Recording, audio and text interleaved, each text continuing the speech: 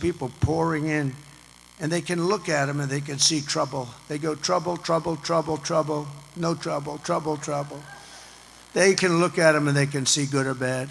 As we get closer to Election Day, Donald Trump rallies get crazier and crazier because he is feeling the pressure. As we know, Donald Trump isn't running for president as much as he is running to avoid prison. And so he is increasingly scared and thus unhinged. And it is coming out in his rallies. It's not just us who observe it as well. His crowds seem more confused and really kind of just tired of the shtick he has been delivering for so long. And we could see that tonight when Donald Trump really just kind of imploded on stage, lost the ability to speak coherently, and the crowd was just stunned into silence at how weird the things that he was trying to say were. It was an absolute mess, and we are going to get into it all. But before we do, if I could quickly ask you to leave a like on this video, and if you haven't already, and you enjoy our channel, to hit that subscribe button. It goes a long way, and it really means the world to me. Now, let's get into this crazy Trump speech. Take care of our country. And now, of course, what's happening is you go to towns and cities all over the country, you can't have a hospital anyway because the migrants have literally taken over the beds, they've taken over the schools, they've taken over, your son has a seat in school and he no longer has it because a migrant is they're giving him, actually, they're saying, you go first, the migrants go first. As I said in the beginning of this video, of course, we have seen Donald Trump struggle to speak more and more, but when he can get a sentence out, it is usually his fear-mongering. What we're seeing right there, his incessant attacks on immigrants, and what she said right after, it was even crazier and more shocking than what he said right there, which seems unimaginable. But it was an incredibly racist comment from Donald Trump that we see right here. People pouring in, and they can look at him and they can see trouble. They go, trouble, trouble, trouble, trouble,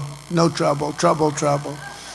They can look at him and they can see good or bad. He is saying the quiet part out loud. I guess we shouldn't be shocked that the racist guy is making racist comments, but he's really just letting it all loose at this point. Isn't he saying that that's how Border Patrol can decide who is good and bad just based on how they look? And it's not really difficult to decipher what Donald Trump is trying to say here. Clearly a racist comment. No surprise there, but what is surprising, or maybe it even shouldn't be, is that MAGA is still caught up trying to feign outrage over President Biden saying another racist remark, the joke that was made at Donald Trump Madison Square Garden rally. President Biden calling that disgusting rhetoric garbage. They're still latching on to that. And Donald Trump was complaining about it right here. And higher prices, you look at your food bills, you look at the cost of food items. You know, more people tell me about groceries. The word grocery, I've heard it more in the last year than any other word, I think. I think I've heard it more than any other word, other than the word garbage. Garbage. How stupid is a man to say that, right? How stupid is a man to say that? But she believes it too. I'd love to hear their conversation now. I cannot believe they are still trying to act like this is some big controversy, that President Biden rightfully calling out the disgusting remarks made at Donald Trump hate rally were what they are, garbage. And I, for one, and I've said this before, if President Biden just said, yeah, MAGA is garbage, I would agree. Anyone who is a part of that movement that is a movement of hate. That is a movement of anger. That is a movement of fear-mongering, and it's gross. President Biden would be spot on, but of course he was talking specifically about those making vile remarks, but it's ridiculous that Donald Trump and MAGA is making this complaint given the way that Trump talks about America. Like, we can hear it right here. Our country we're riddled with crime. Every city, you take a look at it, it's falling apart. They smell, they're dirty, they're criminal-ridden. So Donald Trump can say that American cities are falling apart and they're horrible, they're crime-ridden, and they smell. But President Biden can't aptly describe the disgusting remarks made by MAGA as just that disgusting garbage. Is this the double standard of the media? We talk about it all the time. Everyone wants to say that there's this liberal bias in the media, but the media is right, leaning it's owned and controlled by billionaires who want Donald Trump tax breaks, and the biggest cable network is Fox, the biggest podcast or conservative. It is ridiculous to assume otherwise, but of course, Donald Trump wants to project his own insecurity. It's what he was doing right here. This is, we call him a threat to democracy. They look at me, I'm a threat to democracy. I am the least threat. I'm the one saving our democracy. We are about to see, once again, Donald Trump instantly correct the record on what he's saying. So he says Democrats are a threat to democracy. And what he follows that up with shows exactly how that is not the case, as we just saw. Donald Trump complained that Joe Biden said America was garbage. He did not. Then Trump did. But let's take a look so you can see what I mean. It's like me, I'm glad they love me. They should love me. And I love them. But I would do great. If we had an honest vote, I always say, if God came down just for one day to be the vote counter, in other words, I would win in California. I would.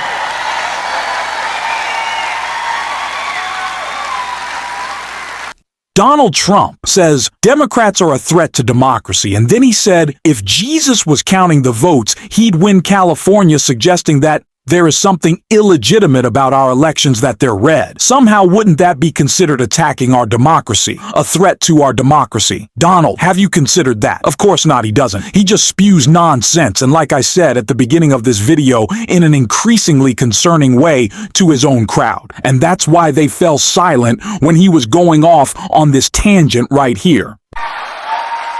And the bigger they are, the better they sell. That's just the way it is. I got to change my whole philosophy if you don't vote me in, because I'll go back to building crazy buildings now and I won't be able to use windows anymore. No, they don't want windows. They don't want cows. They don't want anything. They don't know what they want, actually.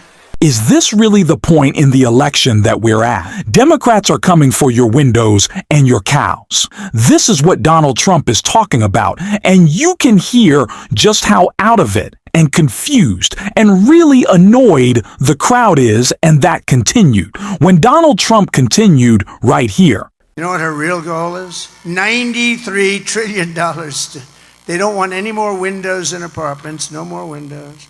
They'd like every building in Manhattan to be taken down and build a building with no windows in it. You have to be one of the greatest salesmen in the world to sell one of those apartments. I guess I have it wrong. I've always been known for having the biggest windows. I want those windows to be so big, right down to the bottom of the floor. He is just incessant on this windows talking point. Is this going to be a part of his closing argument? He doesn't really have a closing argument, but it appears like it is, because once we know Trump latches onto ARC, he has to keep pushing it again and again and again. It's like what he said about how he wants to be women's protector, whether they like it or not, a remark he has rightfully been criticized for very much. So we see some of that criticism, some of that slamming coming from Tim Walz right here. I have to say, this feeling of women right now in this, every age and every party, here's what's going to happen on Tuesday. They are going to send a loud and clear message to Donald Trump on November 5th.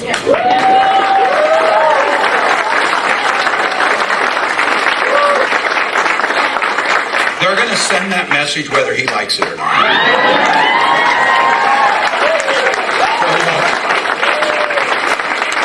Says we're not going back, and we're not. I'm here today on behalf of the Vice President. I'm here on behalf of folks across this country, humbly asking for your vote. Yeah. 5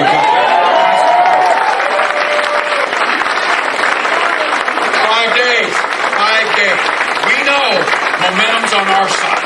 We know momentum's on our side, but elections are won in this 120-hour window, so we're not taking anything for granted.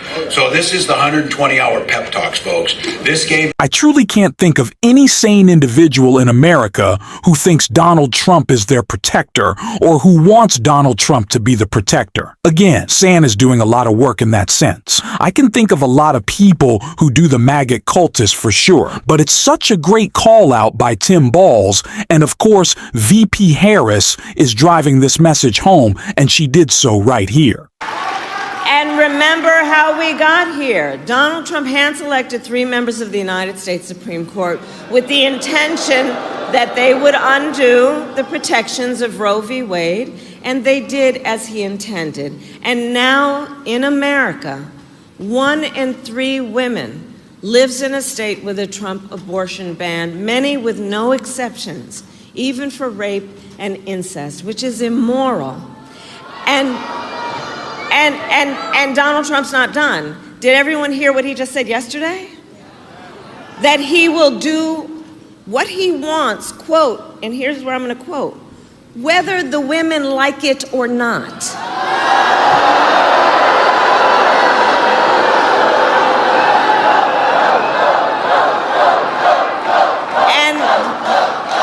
And we must vote because this is the thing. You know, there's a saying that you got to listen to people when they tell you who you are, who they are. And this is not the first time he has told us who he is. He does not believe women should have the agency and authority to make decisions about their own bodies. This is the same man who said women should be punished for their choices. He simply does not respect the freedom of women or the intelligence of women to know what's in their own best interest and make decisions accordingly. But we trust women. We trust women. I think it's great the way that the Harris campaign is framing what Donald Trump is saying here, not only his attacks on women's reproductive freedom, but the fact that Donald Trump wants to do whatever he wants, whenever he wants, and will not listen to anyone. And that is exactly what a second Trump administration would look like. Not just the bad policy, but the lack of guardrails.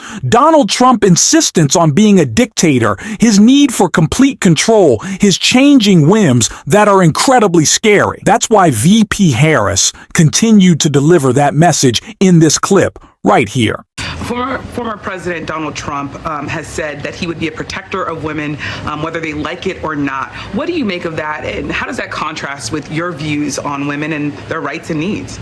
Well, I'll just speak on behalf of myself, but also the Americans that I speak with every day around our country, regardless of their gender, which is the majority of Americans believe that women are intelligent enough and should have and be respected for their agency to make decisions for themselves about what is in their best interest and not have their government, and certainly not Donald Trump, telling them what to do.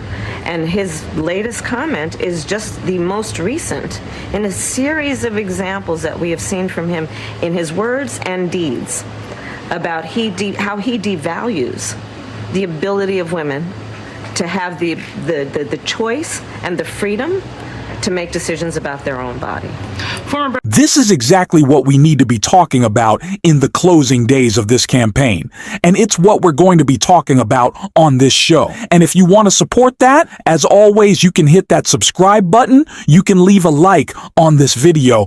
And if you're stuck around at the end, you drop a blue heart in the comments. And until next time, I'll see you soon.